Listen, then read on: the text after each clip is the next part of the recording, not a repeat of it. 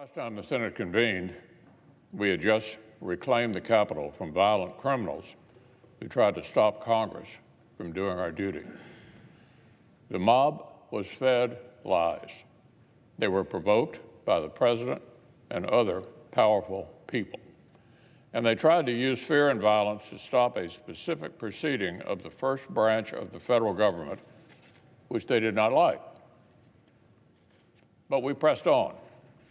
We stood together and said an angry mob would not get veto power over the rule of law in our nation, not even for one night. We certified the people's choice for their 46th president. Tomorrow, President-elect Biden and Vice President-elect Harris will be sworn in. We'll have a safe and successful inaugural right here on the west front of the Capitol, the space that President Bush 41 called democracy's front porch. And then we'll move forward. Our work for the American people will continue as it has for more than 230 years. There are serious challenges that our nation needs to continue confronting, but there will also be great and hopeful opportunities for us to seize. Certainly, November's elections did not hand any side a mandate for sweeping ideological change. Americans elected a closely divided Senate, a closely divided House, and a presidential candidate who said he'd represent everyone. So our marching orders from the American people are clear. We're to have a robust discussion and seek common ground. We are to pursue bipartisan agreement everywhere we can and check and balance one another respectfully where we must. And through all of this, we must always keep in mind that we're all Americans. We all love this country, and we're all in this together. Now, on a related matter, a great deal has already been said about the disgraceful events of January the 6th. More will be said in the weeks ahead. I understand the FBI has already made at least 100 arrests, and the Justice Department reports more than 275 persons under investigation, a number that is climbing fast. I want to commend the work of the department to swiftly investigate and bring offenders to justice. As I've stated, January the 6th saw failures of institutions, protocols, and planning. Those failures did not just leave Congress itself exposed. They also left the courageous men and women of the Capitol Police themselves in a totally untenable situation. So today I want to reaffirm the huge respect and gratitude that I have, and I believe all senators have, for the men and women of the U.S. Capitol Police who put their own safety on the line every single day that they clock in and stand guard. Neither the institution of Congress nor the American people will ever forget the bravery and the valor of Officer Brian Sicknick, who sacrificed himself to protect this place and those inside it. We'll not forget our friend, Officer Howard Liebengood, and we'll never forget our debt to all the brave USCP officers and their families. It is more than just comforting to come to work in a place protected by such fine men and women at risk to themselves. It is also very humbling.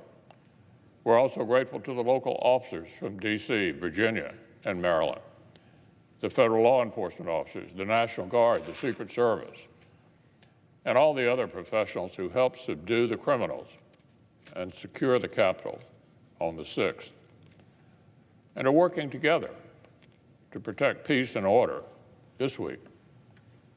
Tomorrow, a new president and vice president will swear their oaths of office. They will also do so safely and securely because so many brave men and women have sworn their own oaths to support and defend our Constitution. We salute you all. So that was really big news. That speech was a huge speech because Mitch McConnell is hugely influential in Donald Trump's impeachment, right? And for Mitch McConnell to say that Donald Trump provoked the mob, that's very indicative that Mitch McConnell is going to hold an impeachment trial and they're going to convict Donald Trump. Like, that seems pretty clear. It's big news that Mitch McConnell would say Trump provoked the mob just because of the whole impeachment thing. Now, Mitch McConnell is also largely responsible for that mob, because that mob wasn't just a Trump mob. That was a Republican mob. So before we, just let Mitch McConnell get away with, oh yeah, this is great news that you want to convict Donald Trump. That's the news here, but it's also, let's look at the big picture, right? So moving forward from that, we get into Mitch McConnell and the rest of the speech. Mitch McConnell being Mitch McConnell, saying, oh, those, Joe Biden's he's going to be the president. He's going to be inaugurated tomorrow. Democrats won the House, but it was close, and they won the Senate, but it was close. And Joe Biden said he wants to represent everyone. So they don't really have a mandate. And Democrats are sitting there going, yeah, but we won the House. We won the Senate. Joe Biden is going to be in the White House with a D next to his name, right? Yes, he represents everyone, but that D the D next to his name got him, elected to the White House. So Democrats are kind of, laughing at Mitch McConnell in that respect. And then Mitch McConnell says, I'm going to check the Democrats respectfully.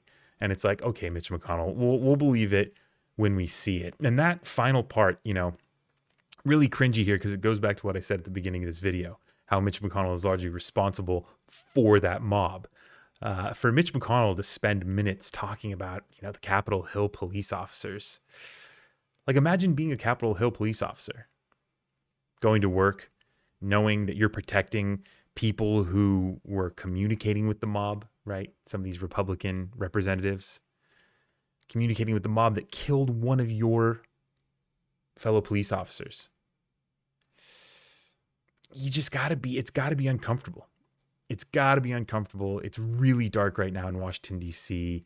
And so this, again, it's big news that Mitch McConnell is saying that Trump provoked the mob, but in a twisted, weird, dark way, Mitch McConnell was too.